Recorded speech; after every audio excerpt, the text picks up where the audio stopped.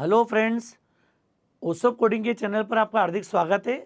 Java for developer series की आज हम फॉर्मल शुरुआत कर रहे हैं। मैंने पहले भी आपसे रोड मैप में डिस्कशन किया कि अगर हम फ्रेश लैंग्वेज सीख रहे हैं, फर्स्ट टाइम किसी लैंग्वेज को सीख रहे हैं, तो मेरा रिक्वेस्ट है कि हमारी एक जावा फॉर बिगिनर सीरीज़ है। वहाँ पर हमने सब कुछ बहुत बेसिक लेवल पे डिस्कस किया है, सारे कॉन्सेप्ट को उसी लेवल पे डिलीवर किया है, ताकि आप अपने लॉजिक्स को बिल्ड कर पाएँ और साथ में जावा लैंग्वेज की अंडरस्टैंडिंग, उसकी फाउंडेशन को डेवलप कर पाएँ। ये जो सीरीज है स्पेसिफिक डेवलपर्स के लिए, मतलब वो स्टूडेंट जिनका टारगेट है कि हम जावा के साथ अपनी जर्नी आगे बढ़ाएं और कहीं ना कहीं जावा डेवलपर के रूप में अपने आप को इस्टेब्लिश करें।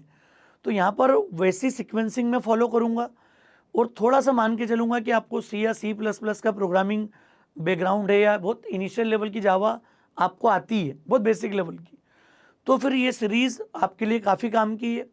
और इस सीरीज़ में मैं वो सारे कॉन्सेप्ट सिक्वेंशली कवर करूँगा जो एक डेवलपर के लेवल पर हर इंडस्ट्री आपके असेसमेंट में, आपके इंटरव्यूज़ में पूछती है। और बड़ी यूनिक सीरीज़ होने जा रही है दोस्तों। सब कुछ बहुत डेप्थ में हम लोग कवर करेंगे। संभवतः शायद किसी भी यूट्यूब चैनल पर या किसी भी तरह के प्लेटफॉर्म पर आपको इतना डिटेल्ड कंटेंट जावा में शायद ही इसके पहले ऑर्डर्ड वे में, सिक्वेंशियल वे में और कॉन्सेप्ट और प्रैक्टिकल के यूनिक कॉम्बिनेशन के साथ शायद ही कहीं पर मिलेगा। तो दोस्तों आज इस लेक्चर में हम डिस्कस करेंगे इंट्रोडक्शन टू जावा लैंग्वेज, उसके वर्जन्स, उसके एडिशंस के बारे में। मतलब हम यहाँ पर डिस्कशन करेंगे कि जावा है क्या, उसके बेसिक्स कॉन्सेप्ट क्या है, उसकी बेसिक हिस्ट्री आपके साथ डिस्कशन में आ जाए, वर्जन्स को लेके, एडिशंस को लेके थोड़ी क्लैरिटी आपको हो जाए। इस लेक्चर में हमारा फोकस इतना होगा। तो देखते हैं दोस्तों आगे इस लेक्चर में हमें क्या करना है होंगी। सबसे पहले हमको क्लैरिटी होगी कि जावा जो है it's a multi platform language, object oriented language and network centric language. मतलब जब मुझे नेटवर्क बेस्ड एप्लीकेशन डिज़ाइन करना हो और वेब एप्लीकेशन बनाना हो क्रॉस प्लेटफॉर्म की, जब हम बात करते हैं तो जावा का अपना ये मोनोपोली एरिया है। जावा बड़ी स्ट्रॉन्ग रोल प्ले करती है इन सारे एरिया में।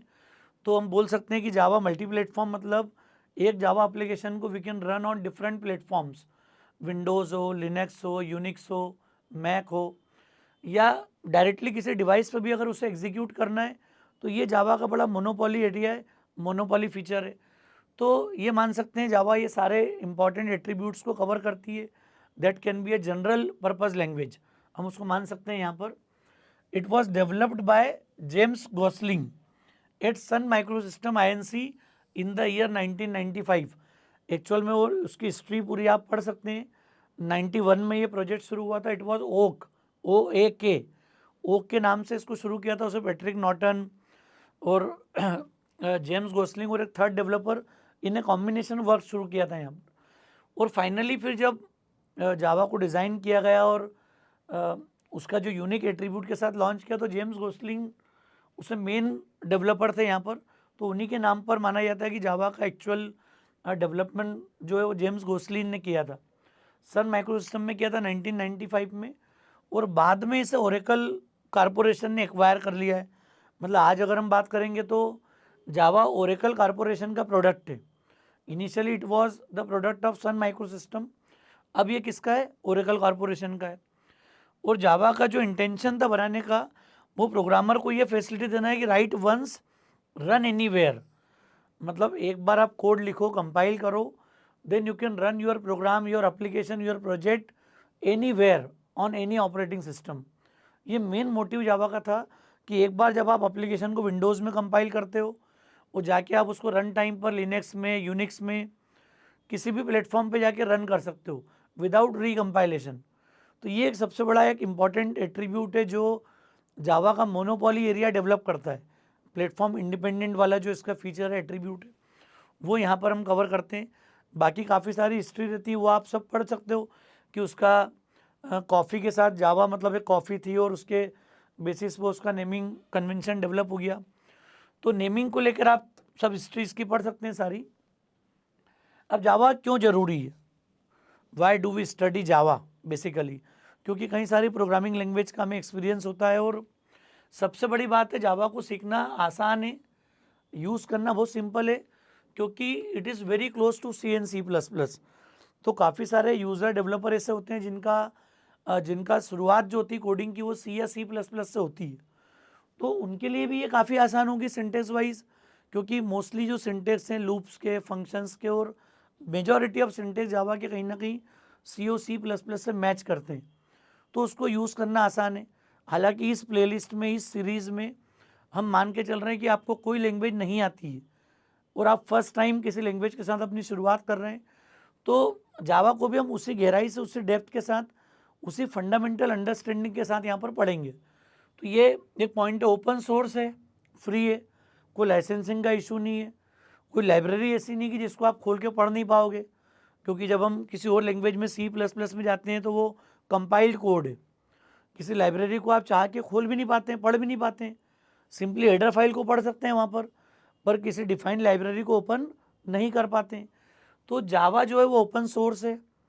हम जब डेवलपमेंट करेंगे तो एनी टाइम किसी भी क्लास को, किसी भी स्टैंडर्ड एपीआई को ओपन कर पाएंगे, खोल पाएंगे, देख सकते हैं वहाँ पर कितनी मेथड्स है, उसमें क्या कोड लिखा हुआ है। ओपन सोर्स होना ही किसी लैंग्वेज की स्ट्रेंथ को बनाता है, वो चाहे जावा हो, पाइथन हो। इन लैंग्वेज का मार्केट शेयर इतना बड़ा क्यों हो रहा है? क्योंकि जो ओरिजिनल लैंग्वेज बनी थी उसके अलावा काफ़ी सारे प्रोडक्ट इन्हीं पर बेस्ड, कई सारी लाइब्रेरीज, कई सारे कॉन्सेप्ट साथ में डेवलप होते जाते हैं, तो लैंग्वेज रिच होती जाती है समय के साथ में, बड़ी कम्युनिटी बनती जाती है। काफ़ी बड़ा एडवांटेज है उसका जावा के साथ में भी। सिक्योर है, फास्ट है, पावरफुल लैंग्वेज है। कुछ रीज़न इसके मैं आगे जावा के फीचर को मैं सेपरेटली डिस्कस करूँगा, तो मैं बहुत शॉर्ट में बात कर रहा हूँ इस लेक्चर में भी, ओवरऑल इंट्रोडक्शन की बात कर रहा हूँ। जब हम जावा फीचर को डिस्कस करेंगे तो हम सब कुछ कवर करेंगे उस लेवल पर।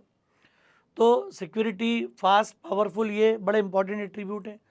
जावा की सबसे बड़ी बात है इसकी कम्युनिटी, क्योंकि 3 बिलियन से ज़्यादा डिवाइसेस आज भी जावा में काम कर रही हैं। मतलब आप मोबाइल मार्केट को देखेंगे कहीं पर भी जावा इनेबल्ड डिवाइसेस का काउंट 3 बिलियन प्लस है। मतलब इतना बड़ा मार्केट शेयर है कि पिछले 3 दशक से कंटिन्यू मार्केट में, लगभग 29 ईयर्स हो गए लॉन्चिंग में, और उसके बाद अगले भी दशकों तक जावा जो है मार्केट में वैसी ताकत से, उसी कैपेसिटी से बनी रहेगी। और कहीं ना कहीं वो शुरू से टॉप 3 लैंग्वेजेस में ही हमेशा चॉइस में बनी हुई है, ट्रेंडिंग में है। और Java runs on variety of platform such as Windows, Mac and different versions of Unix, Linux. तो कहीं इसलिए हमने बोला था मल्टी प्लेटफॉर्म लैंग्वेज है, तो जावा को किसी भी प्लेटफॉर्म पे जाके आप एग्जीक्यूट कर सकते हो, जावा एप्लीकेशन को चला सकते हो। इसके अलावा डिवाइस जो एप्लीकेशन जब बनाने की बात करते हैं हम, तो डेस्कटॉप एप्लीकेशन भी आप चाहो तो बना पाओगे, मोबाइल ऐप बना सकते हैं हम लोग, वेब बेस्ड एप्लीकेशन बना सकते हैं, गेम बना सकते हैं। ये सब में अलग से भी एप्लीकेशन डिस्कस करूँगा डिटेल में। मैं सिर्फ यहाँ समराइज़ करने की कोशिश कर रहा हूँ कि why we choose Java as a language या एज अवर चॉइस। तो ये वो फीचर हैं कि एक तो क्रॉस प्लेटफॉर्म हो गई कि आप कोड लिखते किस प्लेटफॉर्म में और एग्जीक्यूट कहाँ पर जाके करते हो, तो मल्टी प्लेटफॉर्म वाला सपोर्ट है जावा के साथ में।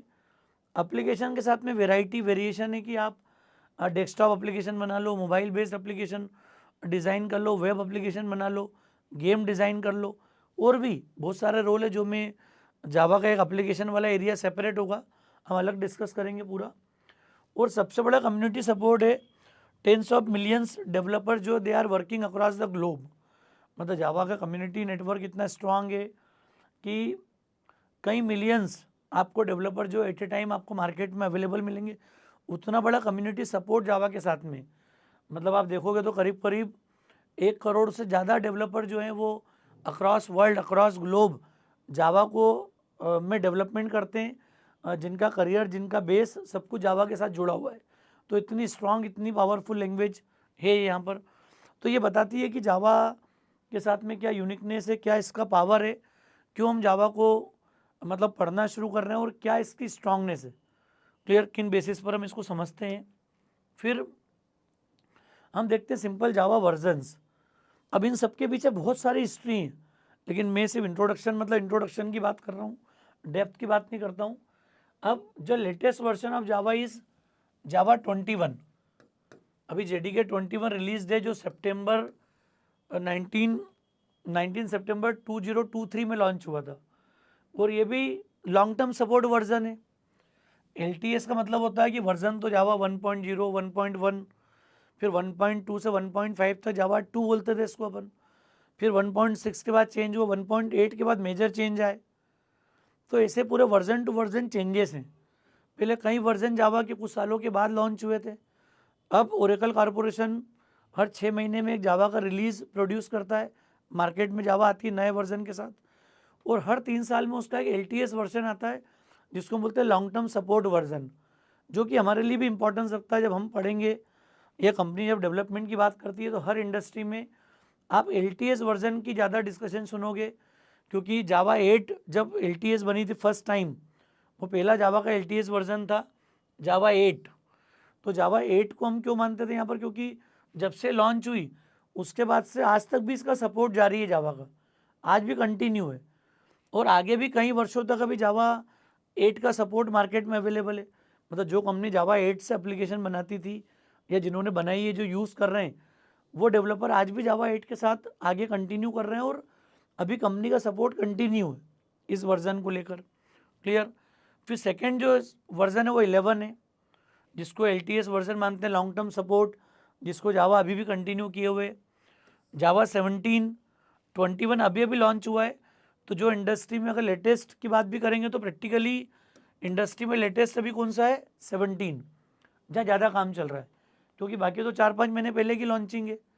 तो अब ये एडॉप्ट होगा, काम शुरू होगा तेज, तो उसके बाद थोड़ा सा डेवलपमेंट का लोड यहाँ पर आएगा। बाकी अभी जो काम है वो कहीं ना कहीं 8, 11 और 17 जो LTS वर्जन्स हैं, इन्हीं में मोस्टली काम चलता है। तो LTS का मीनिंग आपको समझ में आ गया, long term support. Long term support का मतलब है कि जब भी इसकी लॉन्चिंग थी, जब जावा ने इसको रिलीज़ किया था, उसके बाद से आज तक भी इनका सपोर्ट कंटिन्यू है, और आगे भी कई वर्षों तक अभी क्लैरिटी है कि ये सारे LTS version as it is काम करेंगे। तो आप जब जावा में डेवलपमेंट करते हो तो हमेशा ये मेरा सजेशन है कि आप कोशिश करो कि LTS वर्जन को ऑप्ट करो। ऐसा नहीं हो कि अब जैसे हमने 10 ले लिया, 9 ले लिया, अब LTS 11 है, तो 9-10 का सपोर्ट एक लेवल के बाद बंद हो गया, 11 कंटिन्यू है। तो हम कोशिश करें कि ऐसे टूल्स, मतलब उन वर्जन्स पे काम करें, उस JDK पे काम करें जिसकी कंटिन्यूटी अभी अवेलेबल है, और आगे भी जिसके साथ जावा का लॉन्ग टर्म सपोर्ट अवेलेबल है। तो ये मेरा एक सपोर्ट है, सिंपल सजेशन है यहाँ पर कि आप फोकस करो कि हम LTS वर्जन के साथ ही आगे बढ़ें। और बहुत ज़्यादा हिस्ट्री पढ़ने का मूड होगा तो आप गूगल करके आपको वर्जन टू वर्जन रिलीज़ मिल जाएंगे, किनका कब रिलीज़ है।